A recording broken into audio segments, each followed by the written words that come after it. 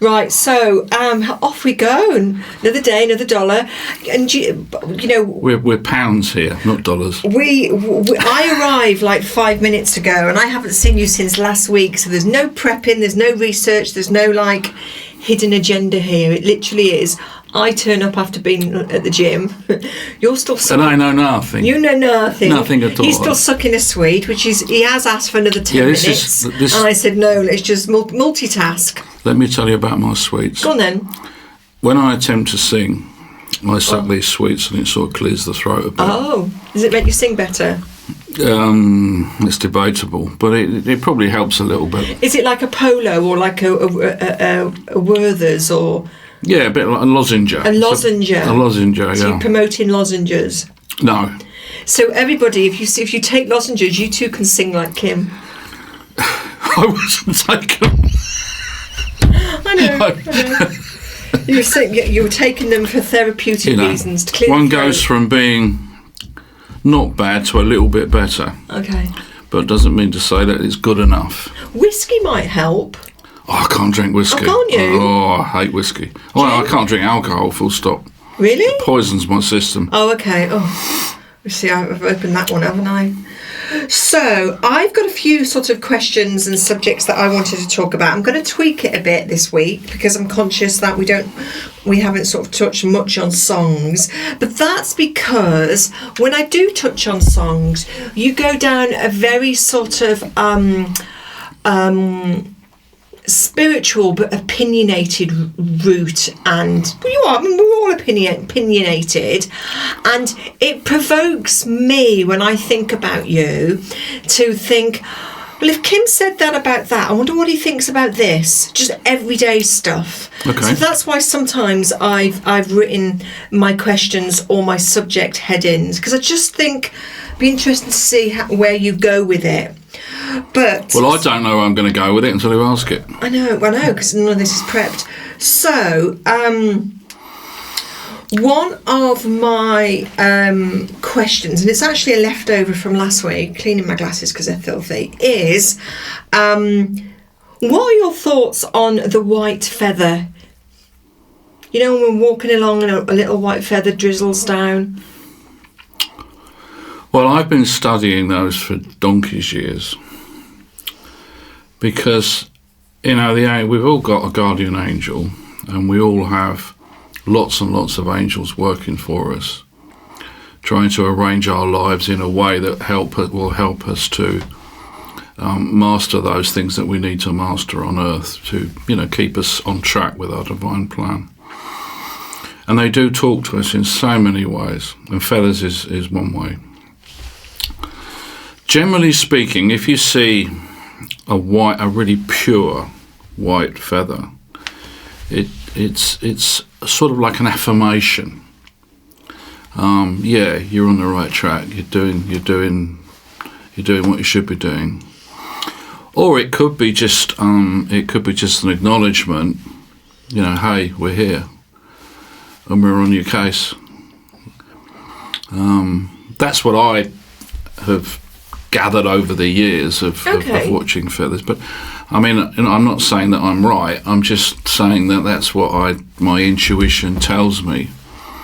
And obviously, it depends on what's going on at the time. You know, that can have a bearing on what messages they send you. Another one that I've had a few times is you're walking along a pavement, which is clean. It's a clean pavement, nothing on it. And then suddenly you see a branch or a small twig, and it's got like if you see my fingers here, it's got that direction there. It's pointing that way, or it's pointing straight ahead. So what it's really saying is, well, you can go that way if you want, but if you want to get there faster, go that way. Okay. It's like a signpost that's saying, you know, you're probably going to come to a point where you need to make a decision. You either go that way or you go that way.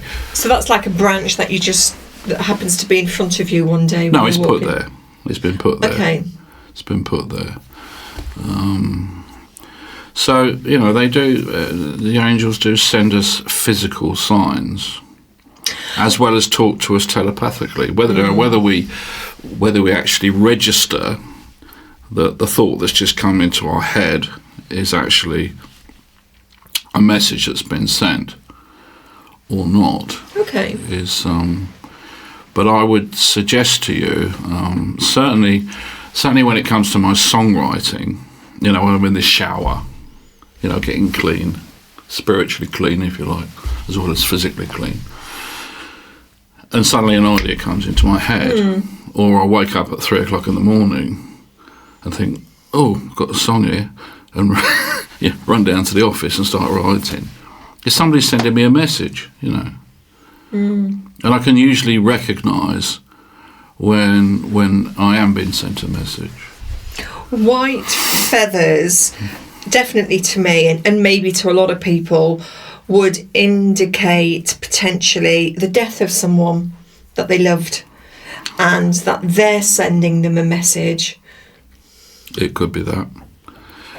It all depends on what's actually going on at the time. What's happening around you when you receive that.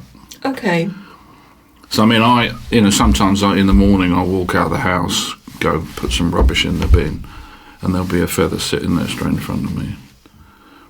Now, what does that mean? Yeah. It means, hi, we're here, good morning, have a great day. And it can mean something else at a different time. Yeah. So I think it's, it's open to interpretation, Sophie. It really is. But you have to, it's like with all things, you have to look at it in context. Yeah, I've tried in the past to be very sceptic about it, but then logically, when I've thought about it, when potentially I see a feather that floats into me, it tends to be a lovely, beautifully formed white feather. But then it's like, but I'm in the middle of such and such. Where has that come from? It's not as though I'm in a living room or a soft furnishing area that it could have floated out from. So that's the bit that intrigues me. I've just thought of something that happened to me about 15, 20 years ago. I had this night. This was when I lived in my last house in Shawbirch, in Telford. I had this next door neighbour who, when I first moved in, he and his wife and his children were already living there. And like when you move in, you try to get to know your neighbours, say hi, introduce yourself. Which I did, and I used to go and play squash with this guy. He worked in the RAF, and there was an RAF base fairly close to us. And I used to go with him, and we used to use the sports facilities at the base. And I gradually got to know him, and he had a side of him which I thought was a little bit dark.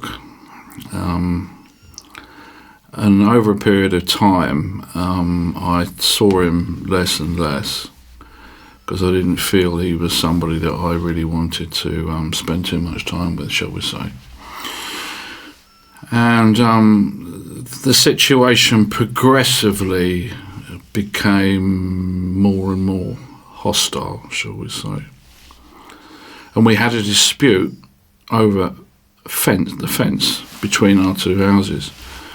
He had actually put his shed on my land, and so when I came to renew the fence, which was falling down, the guys that were doing the repair work and the fixing work said we're going to have to bend, the fence round the shed. And I confronted him about it and showed him the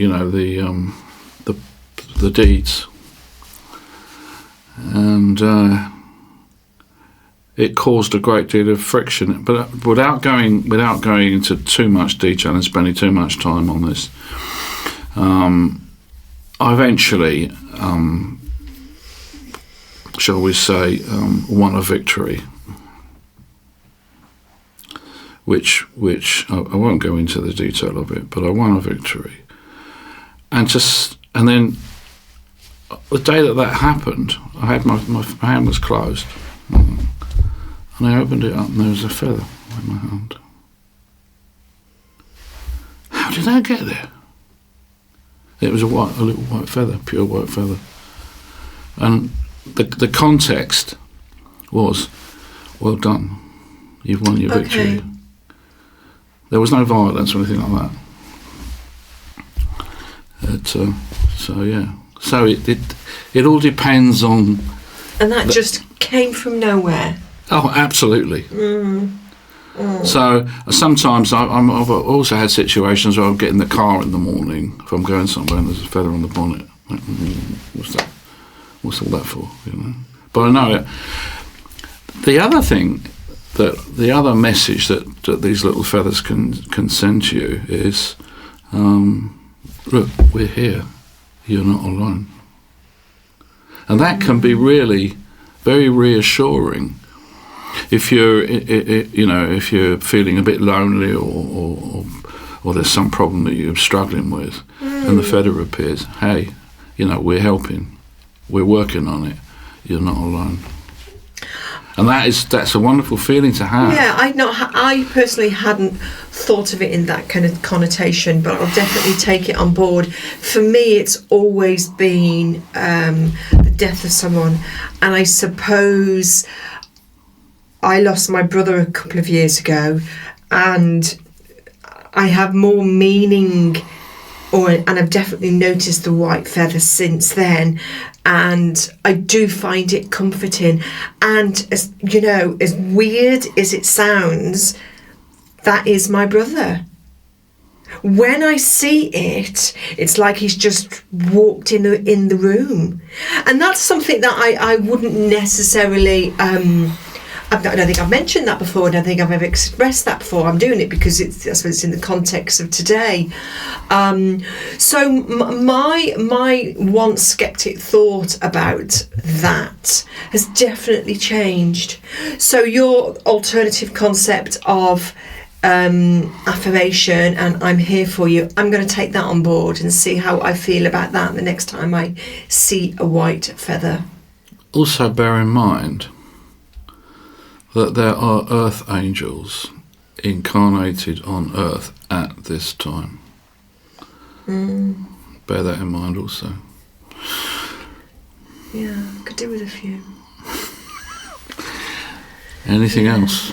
Well, it was. I mean, you've answered it nicely, I guess, and I do think it's something I hear a lot, either on social media or people say, and I probably 9 times out of 10 never comment on it because I think it's a very personal moment, and I think it's a very personal interpretation of a white feather.